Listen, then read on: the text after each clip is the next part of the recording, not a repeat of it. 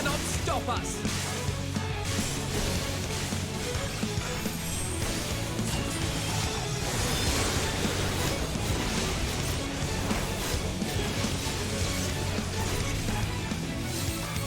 My turn.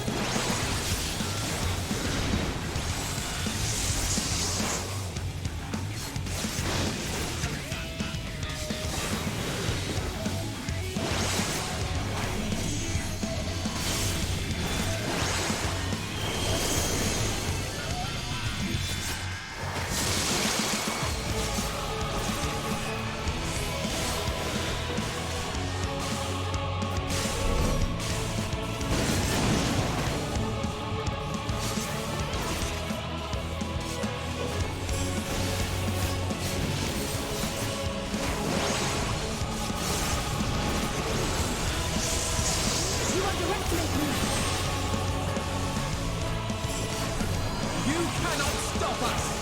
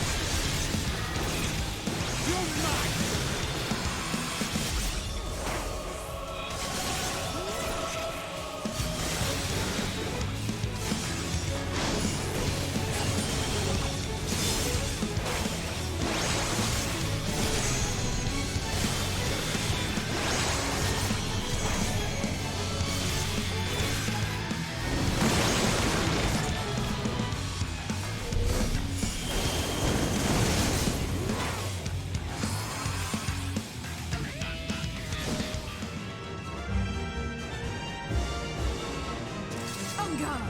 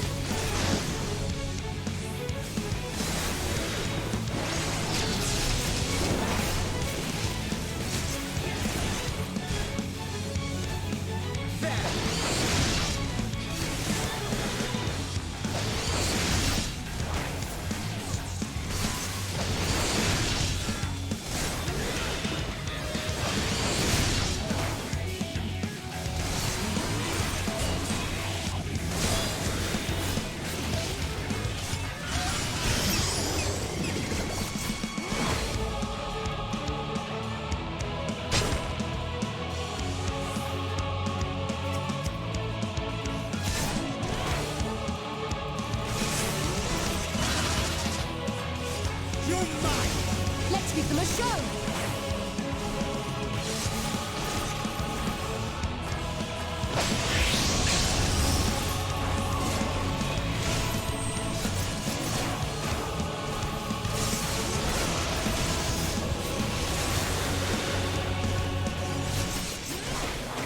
My turn.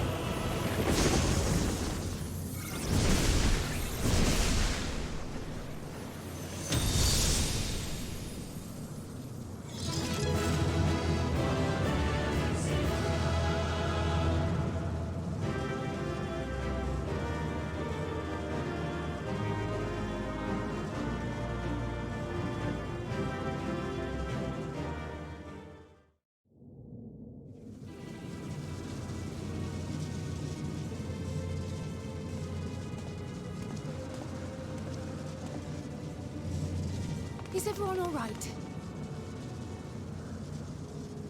We fortified the captives with what magics we could. Have the defenses been disabled? All appears quiet for the moment. Lower floors were disturbing enough, but this place feels wrong. The ether is heavy and thick, like wading through a quagmire. I believe we stand in the tower's beating heart. What sayest thou, Ishtola? I see it. Ether siphoned from the land runs up through the spire, flowing to a single point. This is the core we seek. Yet something is off. As large as this structure is, it siphons far more ether than is required to sustain it. 'Tis as if the core is feeding on the energy, consuming it. I need to take a closer look.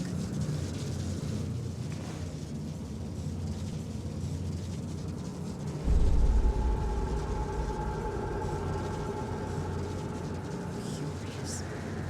There is something there embedded inside the core. A man's limb.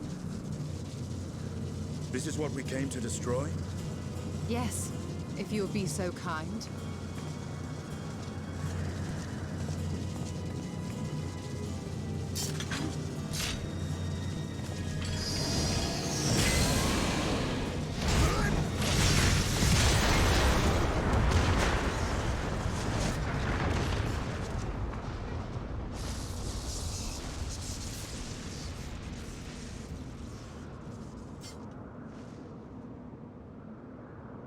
And that should be the end of it.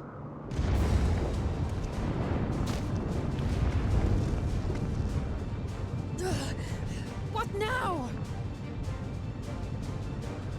My theory that the tower might come crashing down following the core's destruction doth appear to be correct.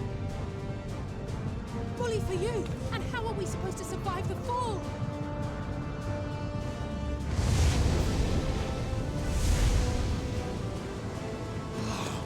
What of the prisoners below? The floor beneath our very feet dissolves. Brace yourselves! I pray I'm not too late.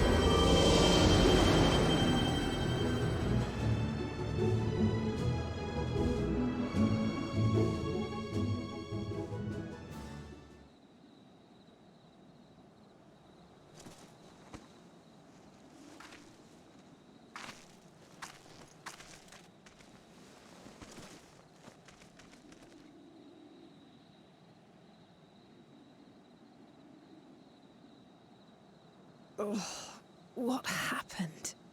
Where are we?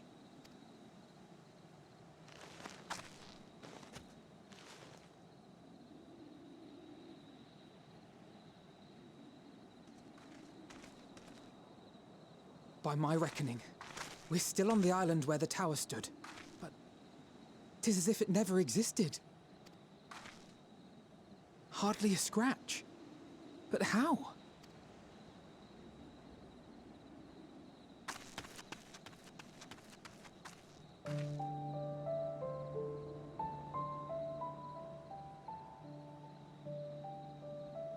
Graha wove a levitation spell at the last moment. Large enough to catch everyone, it would seem.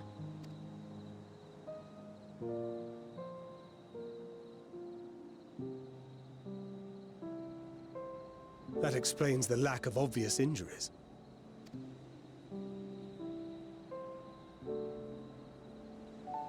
The expenditure of so much ether has taken its toll. He will need plenty of rest, but should otherwise be none the worse for wear.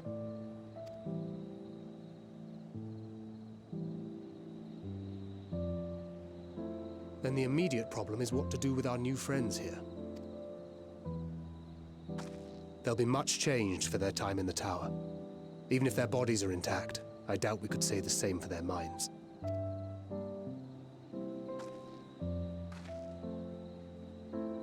Angelo and I will take care of that. I have every faith in you, Alize, but there are just too many for you to treat alone.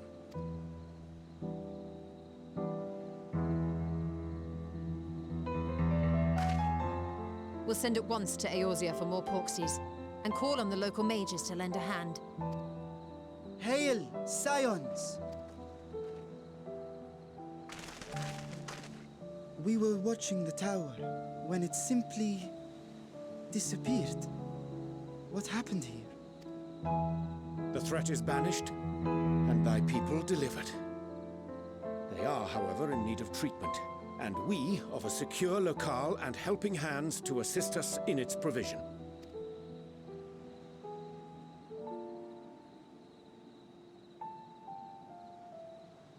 You shall have all this and more.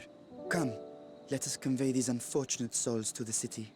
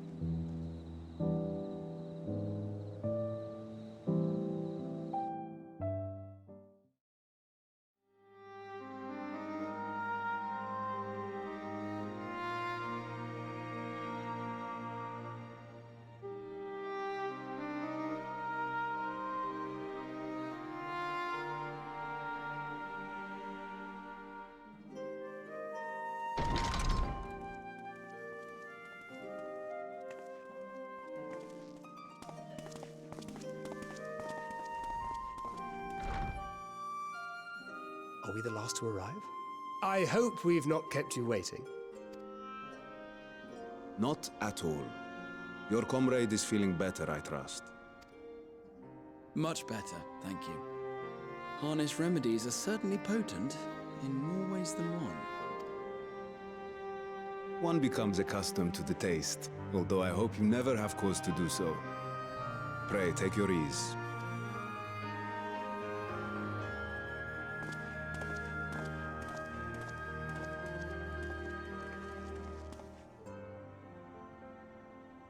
Full glad I am to see you all unharmed.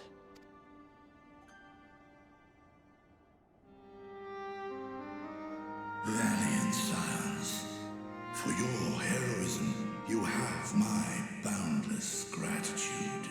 You cast down that dire tower and set free its hapless captives.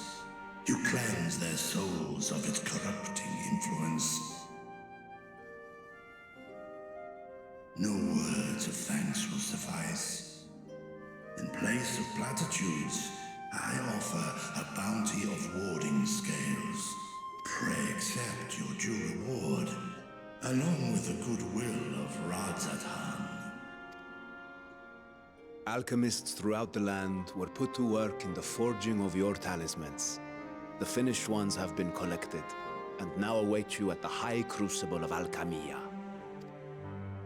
Present this letter when you are ready to take them into your possession.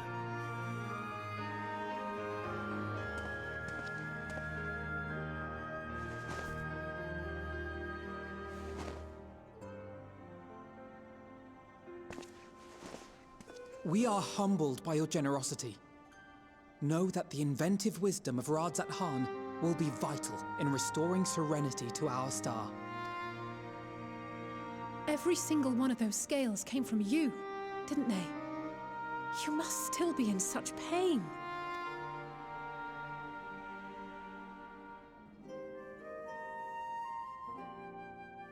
'Tis of no moment, a mere annoyance compared to the dreadful suffering inflicted upon this land and its people.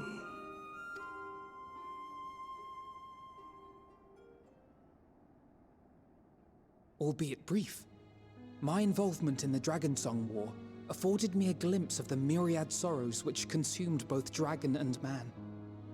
Though you were half a world away, such tragedies as befell your kin must have affected you deeply. And yet, you chose to live among men.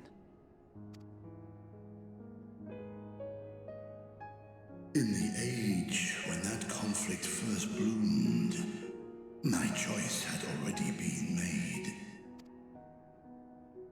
In some distant place, man slew dragon, and dragon slaughtered man. Yet no hate could I muster for those smiling faces which did look to me for guidance. Not even my brother's righteous rage could rally me to his cause. I huddled here, secret and still, hoping against hope that which I had built would remain untouched by the chaos and carnage.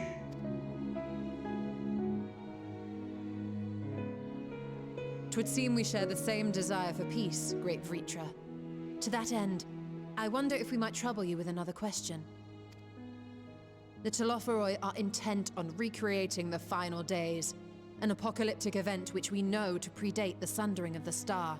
As the longest lived among us, know you aught of this terrible cataclysm?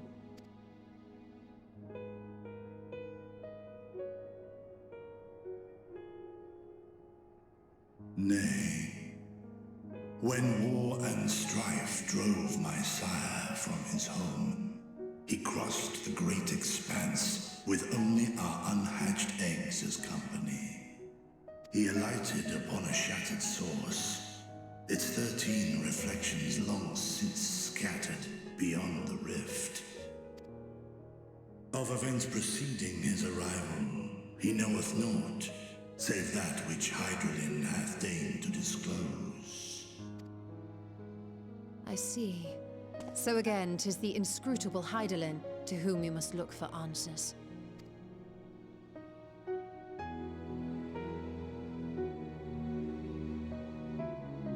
Seek you to divine the will of this star? If so, I have a tale which may afford you some small comfort. 'Tis a story from my youth, many years ago. To my sire, I once posed the question, of all the stars in the sky, why didst thou settle upon this one?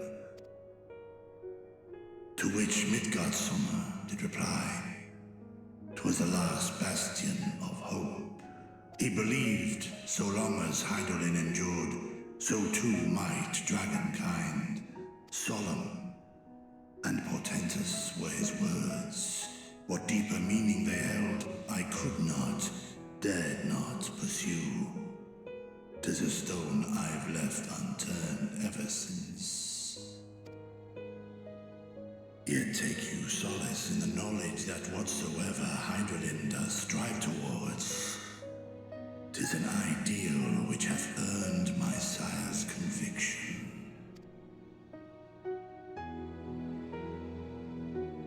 Thank you, Vritra. You've given us warm reassurance in a world gripped by cold uncertainty. While I'm sure we all have a great many questions, I think it's time we collect the talismans and be on our way. Our fight against the Telophoroi is far from finished.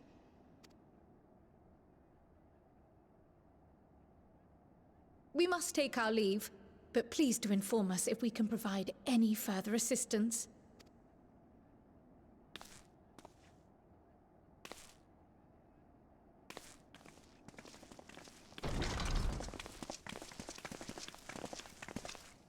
Prithee, a moment. There is one whom my sire hath judged worthy of honor and respect.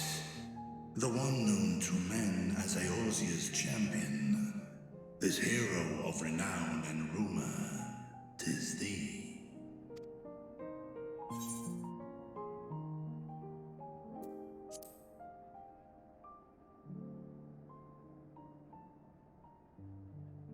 I know of his clash with Omega, and the long slumber which was his price. Yet even closed in sleep, my father's eyes are far from blind. He is watching over thee, watching over this world. 'Twas a revelation most pleasing that thou, a child of man, had gained Midgardsummer's trust, but alongside mine elation runneth a rivulet of dread. For upon thy life's reel wind too many threads of fate, power, wheel enmeshed with woe. Amidst this tangled knot thou shalt know no rest. 'Tis an endless confluence of forces, a struggle without surcease. More terrible still is the attrition wrought upon thy companions, as they are swept up in the storm of thine existence.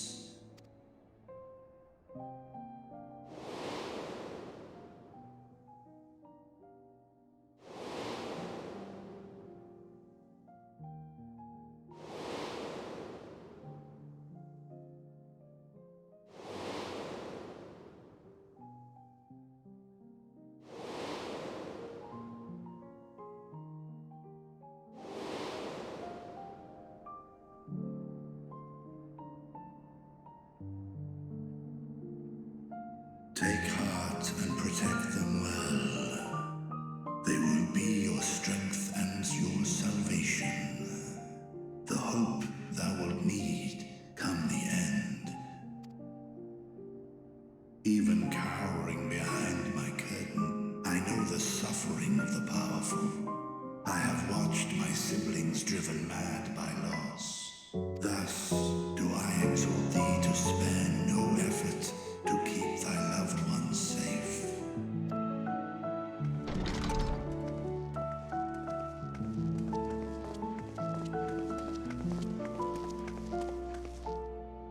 Apologies. We hadn't meant to interrupt. It's just that we do have a history of suddenly collapsing, and when you didn't follow us out... 'Tis I who must apologize. I have detained your champion overlong with idle chatter. Go. At war's end, I pray I welcome thee back into my hall, where together with thy joyful comrades, you may toast your triumph.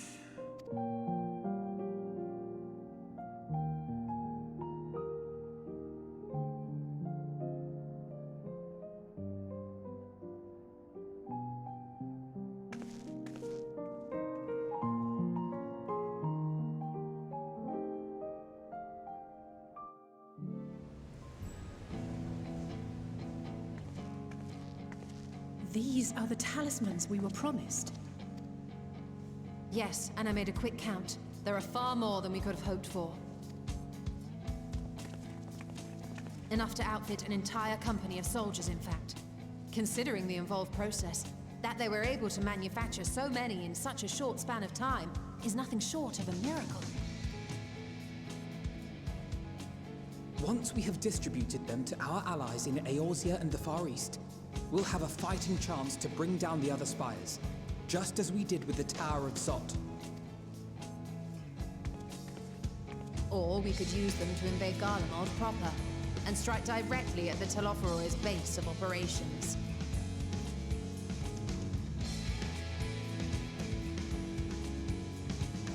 Of course, we would need to consult with various Alliance leaders before such a drastic measure could even be contemplated.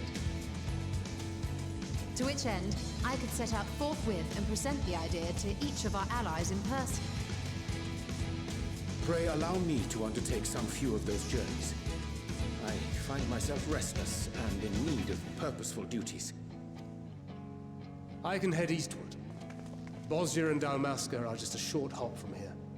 And Doma's shinobi network should come in handy for passing on the word. We shall share the burden then. Meanwhile, I think it best that you and the others take the talismans back to the Baldessian Annex. We must keep them safe and secure until we've decided upon a course of action.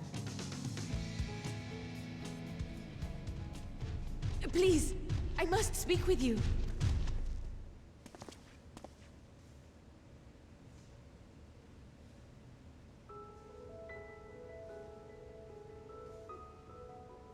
Nidana, you're awake. Yes. When I spoke with the carer at my bedside, she told me that one of the scions, a young woman, had cleansed me of the tower's corruption. It seems I'd been asleep ever since the treatment. But when I awoke and learned you were all still here, I knew I had to come.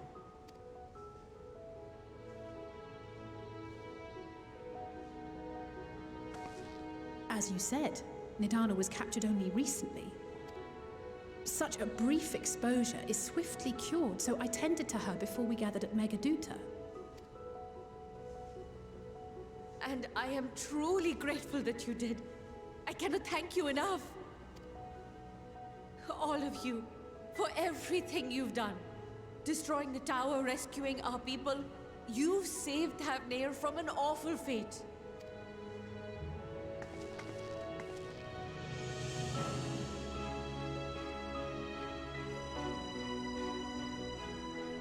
Yet who hath truly saved whom? Due in no small part to thine inspirational courage, the alchemists were successful in reproducing warding scales of proven efficacy. Replications of thy work now stand ready to travel across the seas, unto the hands of those who might wield them against this rising evil. The talisman? Is this true?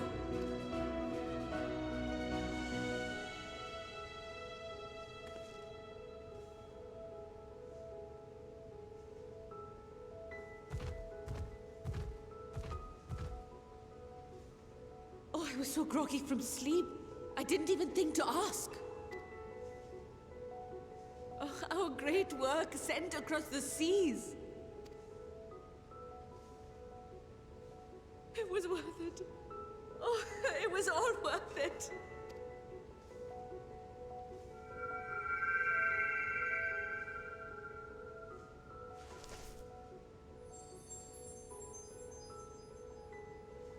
Look at that! Its color is completely changed. What do you have there?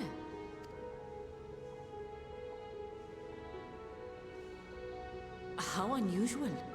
I wonder if the effect is a reaction to Akasha. I'm afraid I'm not familiar with that term. Akasha? It is one of the unseen energies defined by Harnish alchemical theory. Though a gross oversimplification, some describe it as an essence influenced by feeling. You imply that it is distinct from ether? Foreign scholars often conflate the two, but we see them as separate concepts. Ether is an energy which permeates the land. It exists within animals, objects, even the air we breathe, affecting all through which it flows. Akasha, on the other hand, exists in a domain beyond our reach. A gift bestowed from on high, or torn from the heavens in some traditions. Akasha can neither be created nor destroyed. It is beyond our power to purposefully alter or manipulate. The only thing observed to influence it is an abundance of, I want to say, spiritual emotion. As a veteran of the battlefield, surely you've experienced moments of desperation or exaltation when you've transcended the usual limits of your capabilities. That is a manifestation of Akasha, the invisible essence harnessed by heart, mind, and unyielding spirit. I really must hear more about this theory. Our disciplines are based entirely upon the idea that ether is the fundamental form of all energy. I'm glad my haphazard explanation has piqued your interest. But even for us, Akasha is a somewhat abstract field of study. A lack of practical application lends itself poorly to formalized research. Which is why my analysis of your flower can amount to little more than idle speculation. I am sorry. Nonsense! You have nothing to be sorry for. Your insight is much appreciated.